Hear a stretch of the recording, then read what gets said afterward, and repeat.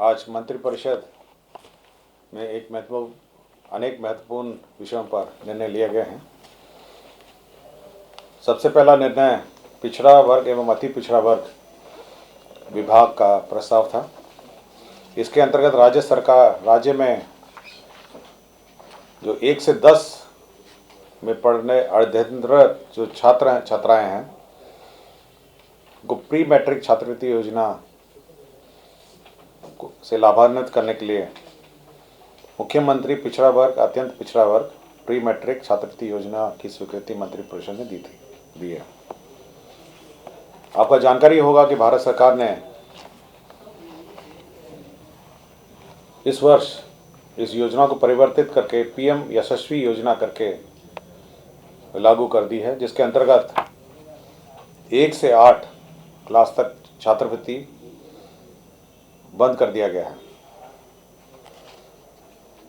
और साथ ही साथ भारत सरकार द्वारा समय समय पर जो राशि निर्गत की जाती थी वह भी बहुत ही कम थी।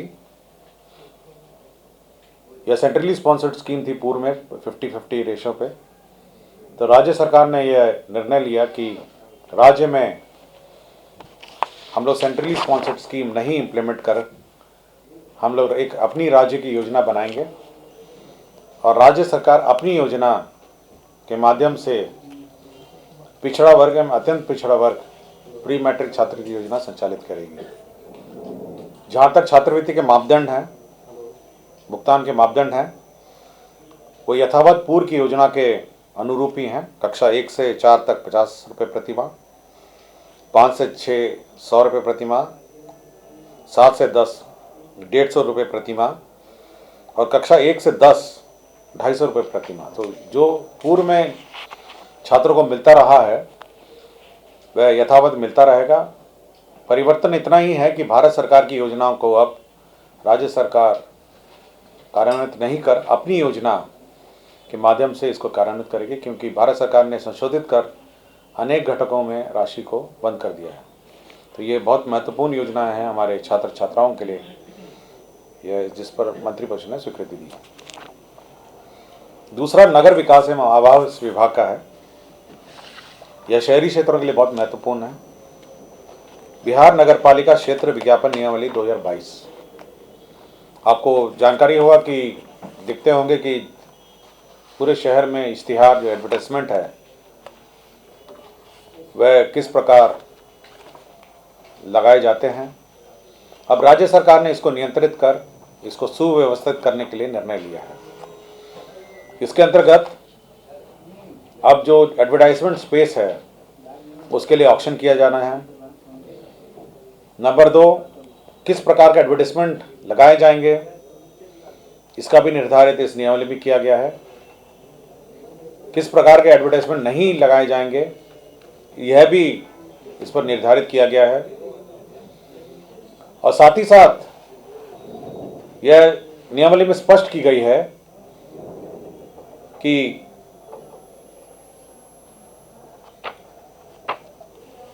जो टाउन का जो लुक है वो बरकरार रहे, अच्छा रहे, यह सुनिश्चित करने के लिए यह इस नियमावली में व्यवस्था की गई है ताकि सुव्यवस्थित दिखे सभी एडवर्टाइजमेंट और स्थल भी वैसे इसी प्रकार निर्धारित किए गए हैं और साथ ही रेट और जो रेट है वो ऑक्शन के माध्यम से है और एप्लीकेशन की प्रक्रिया भी निर्धारित किया गया है। तो ये एडवर्टाइजमेंट के शहरों में एडवर्टाइजमेंट के लिए एक बहुत महत्वपूर्ण नियमावली है जिसे बिहार नगर पालिका क्षेत्र विज्ञापन नियमावली 2022 प्रकाशित है। अभी तक क्या था इसमें? अभी हर नगर निगम का अपना नियम था, वो अपना एडवर्टाइज करती थी, अपना क्षेत्र, अपना कुछ। आपको याद होगा कि ये पहले एक शुल्क लगाया जाता था एडवर्टाइजमेंट में और साथ ही साथ इसमें 18% जीएसटी भी लगता है। तो डबल टैक्सेशन के मामले को लेके कुछ भुगतान में भी काफ़ी विवाद हो गया था। तो अब हम लोग इसको लाइसेंस फ़ी के रूप में लेंगे कि लाइसेंस फ़ी के रूप में इसको लिया जाएगा और इसलिए यह व्यवस्था की गई है और इससे नगर पालिकाओं में और जो नगर निगम और नगर निकायों में करीब 300 करोड़ के आसपास अनुमानित आय की संभावना है। तो काफ़ी नगर निकाय में आय की संभावना बहुत ज़्यादा है आपके एडवर्टाइजमेंट सुव्यवस्थित होंगे और इधर उधर बेतरतीब आप कहीं लगा नहीं पाएंगे एडवर्टाइजमेंट आप। तो यह एक महत्वपूर्ण निर्णय है।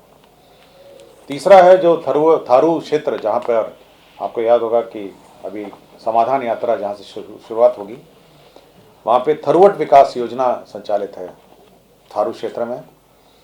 तो 29 करोड़ 28 लाख 35,400 करोड़ की थरुवट विकास के लिए स्वीकृत है की गई है। और साथ ही साथ ये पूर्व से चलती हुई योजना है जिसको 24-25 तक विस्तारित किया गया है।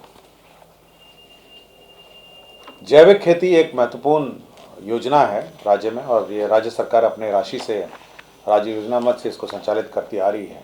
जैविक कॉरिडोर आपको जानकारी होगा। और अब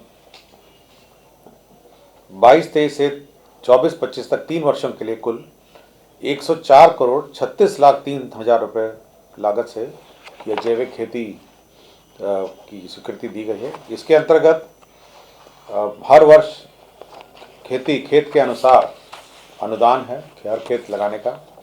साथ ही साथ प्रमाणीकरण भी है, इसका ब्रांडिंग है, पैकेजिंग है, और इसका एडवर्टाइजमेंट के लिए भी अनुदान है।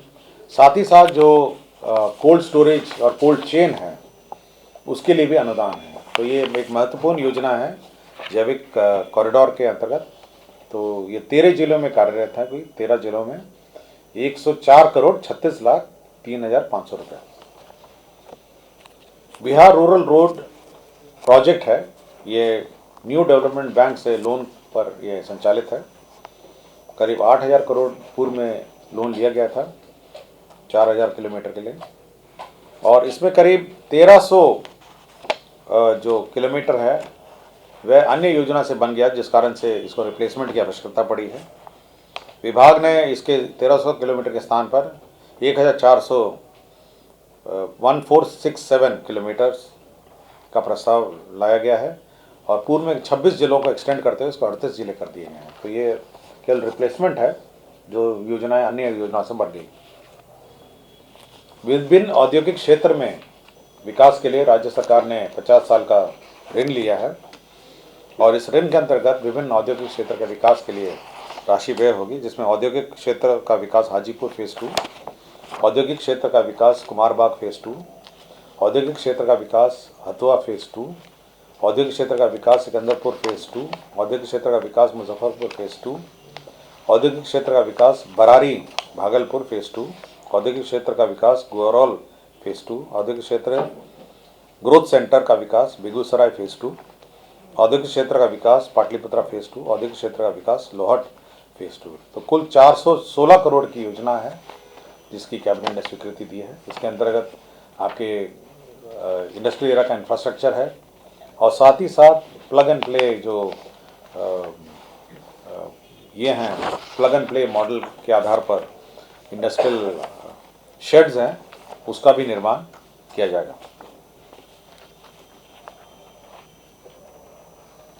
प्रत्येक वर्ष गणतंत्र दिवस 26 जनवरी और 15 अगस्त के शुभ अवसर पर सजावार बंदियों को विशेष परिहार का लाभ देकर कारामुक्त करने की पॉलिसी पर स्वीकृति इस वर्ष भी दी गई है। राज्य में राष्ट्रीय खाद्य सुरक्षा अधिनियम फोर्टिफाइड राइस, आपको याद होगा फोर्टिफाइड राइस राज्य में वितरित किया जा रहा है पीडीएस के माध्यम से। जो फोर्टिफाइड राइस जिसको मिक्स किया जाता है, जो चावल जैसे फोर्टिफाइड रहता है आयरन, फॉलिक और अन्य विटामिन से, वो काफ़ी देश में शॉर्टेज होने लगा है। तो ये अब छूट दे दी गई है। सप्लाई पहले एसएफसी करता था इस राइस को, अब ये छूट हमारे राइस मिलर को दे दी गई है कि वे क्षेत्र में देश में किसी भी स्थान से ये प्रोक्योर कर सकते हैं, और इसका रेट दर जो है वह एसएफसी निर्धारित करेगी। और साथ ही साथ ये जो लिस्टेड फोर्टिफाइड जो मिक्सचर है वो भारत सरकार तय करेगी कहाँ कहाँ से लिए जाएंगे, और रेट जो है एसएफसी के माध्यम से तय रेट पर लेकर फोर्टिफाइड राइस तैयार किया जा सकता है। राज्य मंत्रिपरिषद आपदा प्रबंधन नियमावली सेवा संवर्ग नियमावली 2022 की स्वीकृति दी गई थी। उसी के अंतर्गत 57 पदों का सृजन है, जिसमें सहायक आपदा प्रबंधन पदाधिकारी का 43, उप आपदा प्रबंधन पदाधिकारी 11 एवं आपदा प्रबंधन पदाधिकारी का 3 पद है।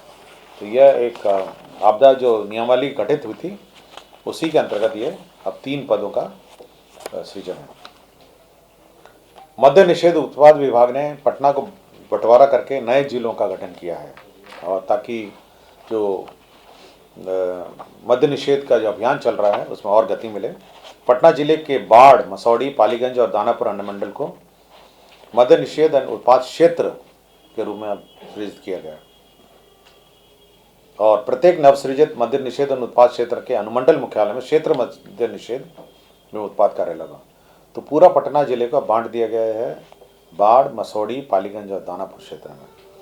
तो इसको अलग क्षेत्र घोषित कर दिया गया है ताकि और इसको प्रभावी ढंग से मद्य निषेध का जो कार्यक्रम है उसको लागू किया जाए, और इसके लिए नए पद भी सृजित किए हैं। 136 पदों का सृजन इसके लिए किया गया है। तारामंडल, आपको जानकारी होगा कि जो दरभंगा है वो बनकर तैयार हो गया है। उसके संचालन के लिए 12 पदों की स्वीकृति का प्रस्ताव आया था, जिसको मंत्रिपरिषद ने स्वीकृति दी है। विज्ञान एवं प्रौद्योगिकी विभाग के अंतर्गत भागलपुर में ये पहले स्पिनिंग मिल चलता था। भागलपुर में खाली ज़मीन थी और वहाँ पर कोई इंस्टीट्यूट टाइप कुछ चलता था। अब वहाँ पर एक राजकीय पॉलिटेक्निक संस्था वहाँ पे बनाई जाएगी, जिसके अंतर्गत 76 पदों की स्वीकृति के सृजन का प्रस्ताव है। इसमें 29 शैक्षणिक है, 31 तकनीकी है और 16 गैर शैक्षणिक पद हैं। तो अब ये नवस्थापित राजकीय पॉलिटेक्निक टेक्सटाइल टेक्नोलॉजी की पढ़ाई भागलपुर में शुरुआत होगी। विज्ञान एवं प्रौद्योगिकी विभाग में विभिन्न राजकीय अभियंत्रण महाविद्यालय, राजकीय पॉलिटेक्निक संस्था, राजकीय प्रौद्योगिकी शिक्षा परिषद। यहाँ पे जो लिपिकीय संवर्ग है, निम्न वर्गीय लिपिक, उच्च वर्गीय लिपिक, प्रधान लिपिक और कार्यालय अधीक्षक है, इन सारे लिपिक का जो स्ट्रेंथ है, जो संख्या है, उसको नॉर्मलाइज किया है और सभी को बराबर कर दिया। कुछ पुराने संस्थाओं में ज़्यादा लिपिक हो गए हैं, कुछ में कम हो गए हैं, तो उसी को बराबर करने का प्रयत्न किया गया। गया में जो हमारा राजकीय एडमिनिस्ट्रेटिव ट्रेनिंग इंस्टीट्यूट है और बिहार रूरल डेवलपमेंट इंस्टीट्यूट गया है, इसका फेज़ 2 की स्वीकृति दी गई है, और इसके अंतर्गत 72 करोड़ 73 लाख 24 हज़ार का है। इसके अंतर्गत जो क्वार्टर्स बनने हैं उसकी स्वीकृति दी गई है, स्पोर्ट्स कॉम्प्लेक्स की स्वीकृति दी गई है और लैंडस्केपिंग की स्वीकृति दी गई है। तो ये एक महत्वपूर्ण स्थान होगा जहाँ पे ट्रेनिंग हो सकेगा। निगरानी विभाग में श्री अरुण कुमार ठाकुर कार्यपालक अभियंता और विशेष कार्य पदाधिकारी पदस्थापित थे। तो 31/1/2023 को रिटायर हो गए हैं। इनका नियोजन 2 वर्ष के लिए राज्य सरकार ने करने का निर्णय लिया है।